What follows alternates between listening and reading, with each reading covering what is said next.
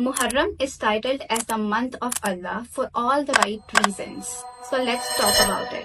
Islamic New Year begins with the month of Muharram. Muharram उन 4 हराम महीनों में से है जिसमें लड़ाई या जंग की बिल्कुल इजाजत नहीं है। जहाँ बाकी दुनिया नया साल सेलिब्रेशन से शुरू करती है, वहीं इस्लाम में नया साल मुहर्रम से शुरू होता है। But have you ever noticed why is that so? Because it is a month in which many historical Islamic events took place, and each event teaches us something and gives us hope for the coming year. इस महीने में भी आशूर का दिन यानी कि 10 मुहर्रम सबसे ज्यादा इम्पोर्टेंस रखता है। इस दिन अल्लाह ने आदम अलैहिस्सलाम की तौबा कबूल की थी, बनी इसराइल को फिरौन से बचाया था और उसको समंदर में गर्क किया था।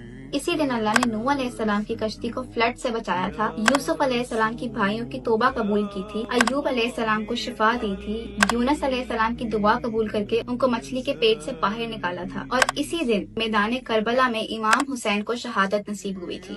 Do you see the importance of this day and this month? एक हदीस के मुताबिक रमजान के महीनों के बाद बेहतरीन रोजे मुहर्रम के रोजे हैं। सारे नहीं तो कम से कम 2 रोजे लाजमी रखे, either 9th and 10th of Muharram or 10th or 11th of Muharram. In this month, try to read more Quran, give charity, and most importantly, educate yourself about the Battle of Karbala. Karbala सिर्फ शियों के लिए नहीं है.